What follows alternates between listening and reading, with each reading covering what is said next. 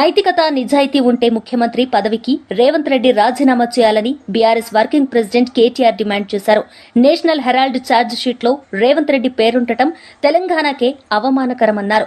కర్ణాటకలో డీకే శివకుమార్ ను అక్కడి బీజేపీ నేతలు విమర్శిస్తుంటే తెలంగాణ బీజేపీ నేతలు రేవంత్ రెడ్డిని పల్లెత్తు మాటనకపోవడం ఆ రెండు పార్టీల మధ్య ఉన్న అపురూప సంబంధానికి నిదర్శనమన్నారు. విచ్చలవిడిగా స్కామ్లు చేస్తున్న తెలంగాణ కాంగ్రెస్ ప్రభుత్వాన్ని మోదీ ప్రభుత్వం ఎందుకు కాపాడుతుందో ప్రజలకు సమాధానం చెప్పాలన్నారు. గతంలో ఎన్నో తప్పులు చేసి ప్రజాక్షేత్రంలో ఆనాడు భంగపడి తదనంతరం తిరిగినకేమైనా బుద్ధి వచ్చిందేమో అని ప్రజలు అనుకున్నారు. కానీ చూస్తా ఉంటే ఇప్పటికి కూడా ఆయన బుద్ధి కానీ ఆయన వైఖరి కానీ మారలేదు అని స్పష్టంగా అర్థమవుతా ఉంది. ఇక్కడ తెలంగాణలో రేవంత్ రెడ్డి గారు గద్దెనెక్కినప్పటి నుంచి యంగ్ ఇండియా అని చెప్పి కలవరిస్తా ఉన్నారు. అసలు ఈ యంగ్ ఇండియా వెనకాల ఉన్న కథ ఏందో నిన్న ED case, ED charge sheet చాలా వివరంగా చెప్పింది. మనం గతంలో ఇక్కడ తెలంగాణలో 2015వ సంవత్సరంలో చూసినాం. ఓటుకు నోటు కుంభకోణం ఇంకెవరు కూడా మర్చిపోలేదు. అప్పటి నుంచి రేవంత్ రెడ్డి గారికి బ్యాగ్ మ్యాన్ అనే పేరు కూడా కొత్తగా, అంటే bat man, super man, spider man లాగా బ్యాగ్ మ్యాన్ అనే మంచి పేరు కూడా తెలంగాణలో చాలా మంది పిల్లలు పెట్టుకున్నారు. అదేమో ఓటుకు నోటు కుంభకోణం, ఇదేమో సీటుకు రూటు కుంభకోణం. ఇదేదో ఊరికే అనట్లేదు సీటుకు రూటు కుంభకోణం అని. స్పష్టంగా రేవంత్ రెడ్డి గారి గురించి నేను చెప్పడం కాదు, ఈ రోజు మంత్రిగా ఉన్న కోమటిరెడ్డి వెంకటరెడ్డి గారే ఓపెన్ గా బహిరంగంగా పత్రికా సమావేశంలోనే చెప్పినారు. ఈయన 50 కోట్లు పెట్టి పిసిసి అధ్యక్ష పదవి కొనుక్కున్నాడు అనే మాట ఆ రోజు స్వయంగా ఈనాటి మంత్రి, ఆనాటి ఎంపీ కోమటిరెడ్డి వెంకటరెడ్డి గారు చెప్పిన మాట. ఏడాదిన్నర కాలంగా రేవంత్ రెడ్డి గారు చేసిన పనులు 3. 1, బీఆర్ఎస్ పై నిందలు. 2, బిల్డర్లతో కాంట్రాక్టర్లతో దందాలు. 3, ఢిల్లీ బాసులకు 1000 కోట్ల చందాలు. మాకు బీఆర్ఎస్ మీదనేమో నిందలు, బిల్డర్లు కాంట్రాక్టర్లతో దందాలు, ఢిల్లీ బాసులకేమో 1000 కోట్ల చందాలు. ఇది నిజంగా సిగ్గుచేటు. ఒక ముఖ్యమంత్రిగా ఆనాడు ఎమ్మెల్యేగా అబాస్పాలైన రేవంత్ రెడ్డి గారికి బుద్ధి వచ్చిందేమో అనుకున్నాం.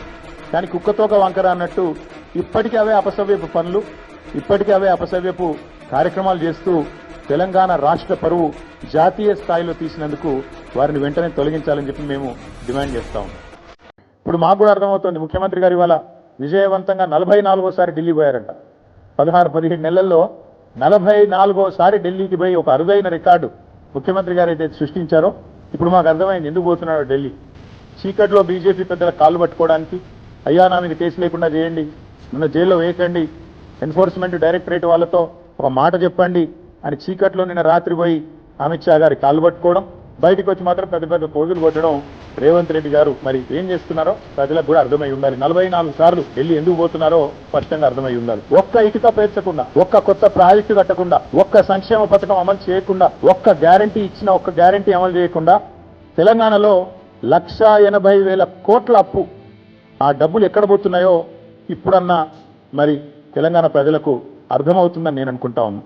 గత సంవత్సరంన్నర కాలంగా తెలంగాణ ప్రజల సంపదను దోచి తెలంగాణను ఏటీఎంగా మార్చి ఢిల్లీ బాసులకు దోచి పెట్టడానికే, అటు ఢిల్లీ బాసులు అంటే ఇద్దరున్నారు పాపం బాసులు, ఆయన బాధ వర్ణనాతీతం. ఒక బాస్ ఏమో అఫీషియల్ బాస్ రాహుల్ గాంధీ గారు, ఇంకొక బాస్ ఏమో అన్అఫీషియల్ బాస్ మోడీ గారు, అమిత్ షా గారు. కాబట్టి అటు ఇటు ఇద్దరిని ప్రసన్నం చేసుకోవడానికి 44 సార్లు ఎక్కే విమానం దిగే విమానం అన్నట్టుగా రేవంత్ రెడ్డి గారి వ్యవహారం నడుస్తూ ఉంది. ఇప్పుడు మాకు కూడా అర్థమవుతుంది, ముఖ్యమంత్రి గారు ఇవాళ విజయవంతంగా 44వసారి ఢిల్లీ పోయారంట. 16-17 నెలల్లో 44వసారి ఢిల్లీకి పోయి ఒక అరుదైన రికార్డు ముఖ్యమంత్రి గారు అయితే సృష్టించారో ఇప్పుడు మాకు అర్థమైంది ఎందుకు పోతున్నాడో ఢిల్లీ.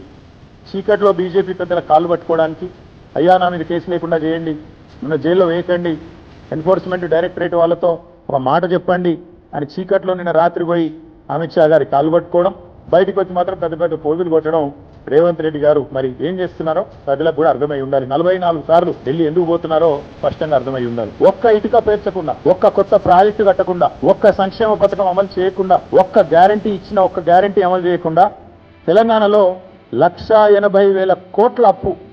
ఆ డబ్బులు ఎక్కడ పోతున్నాయో ఇప్పుడన్నా మరి తెలంగాణ ప్రజలకు అర్థమవుతుందని నేను అనుకుంటా ఉన్నా. గత సంవత్సరంన్నర కాలంగా తెలంగాణ ప్రజల సంపదను దోచి తెలంగాణను ఏటీఎంగా మార్చి ఢిల్లీ బాసులకు దోచి పెట్టడానికే, అటు ఢిల్లీ బాసులు అంటే ఇద్దరున్నారు పాపం బాసులు, ఆయన బాధ వర్ణనాతీతం. ఒక బాస్ ఏమో అఫీషియల్ బాస్ రాహుల్ గాంధీ గారు, ఇంకొక బాస్ ఏమో అన్అఫీషియల్ బాస్ మోడీ గారు, అమిత్ షా గారు. కాబట్టి అటు ఇటు ఇద్దరిని ప్రసన్నం చేసుకోవడానికి 44 సార్లు ఎక్కే విమానం దిగే విమానం అన్నట్టుగా రేవంత్ రెడ్డి గారి వ్యవహారం నడుస్తూ ఉంది. ఏడాదిన్నర కాలంగా రేవంత్ రెడ్డి గారు చేసిన పనులు 3. 1, బీఆర్ఎస్ పై నిందలు. 2, బిల్డర్లతో కాంట్రాక్టర్లతో దందాలు. 3, ఢిల్లీ బాసులకు 1000 కోట్ల చందాలు. మాకు బీఆర్ఎస్ మీదనేమో నిందలు, బిల్డర్లు కాంట్రాక్టర్లతో దందాలు, ఢిల్లీ బాసులకేమో 1000 కోట్ల చందాలు. ఇది నిజంగా సిగ్గుచేటు. ఒక ముఖ్యమంత్రిగా ఆనాడు ఎమ్మెల్యేగా ఆబాస్ పాలైన రేవంత్ రెడ్డి గారికి బుద్ధొచ్చిందేమో అనుకున్నాం.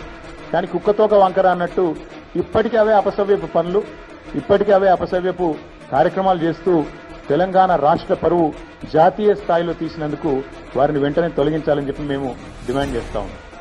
రేవంత్ రెడ్డి గారు మాటల ముఖ్యమంత్రి కాదు, మూటల ముఖ్యమంత్రి అని మరొకసారి తేలిపోయింది దీంతో. ఎందుకంటే మూటలు మోసే పీసీసీ అధ్యక్ష పదవి తెచ్చుకున్నారని వెంకటరెడ్డి గారు చెప్పారు. ఇప్పుడు మూటలు మోసే పదవి కాపాడుకుంటున్నారు అని దేశమంతా తెలుసు. అట్లాగే మూటలతోనే ఆనాడు పీసీసీ ఆఫీస్ బేరర్స్ దగ్గర కూడా డబ్బులు తీసుకొని మరి కాంగ్రెస్ పార్టీ ఒక పత్రికకు డబ్బులు అందించారని చెప్పి ఎన్ఫోర్స్మెంట్ డైరెక్టరేట్ కూడా చెప్తా ఉంది. ఓటుకు నోటు జరిగినప్పుడేమో రేవంత్ రెడ్డి గారు ఒక ఎమ్మెల్యే, కానీ ఈరోజు ఈ రాష్ట్రానికి ముఖ్యమంత్రి. కాబట్టి యావత్ దేశం పరువు, యావత్ దేశం ముందు తెలంగాణ పరువు ఇవాళ తీసి పరువు పోగొట్టి నిజంగా తెలంగాణ ముఖ్యమంత్రి అంటే ఇట్లాంటి వ్యక్తి అనే పరిస్థితి ఇవాళ కనబడతా ఉన్నది. గతంలో యడ్యూరప్ప గారు కర్ణాటక ముఖ్యమంత్రిగా ఉన్నారు. ఇది నేను చెప్పేది 2020వ సంవత్సరానికి సంబంధించిన అంశం.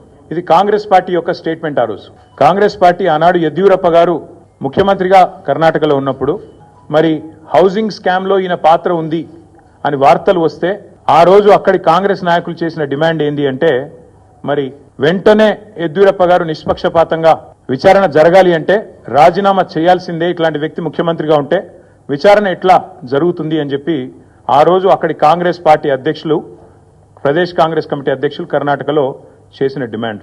చాలా వాళ్ళు చెప్పిన మాట. The Karnataka Congress on Thursday demanded that Karnataka Chief Minister B.S. Yediyurappa either resign or be sacked to ensure a fair investigation against him in 2019 corruption case.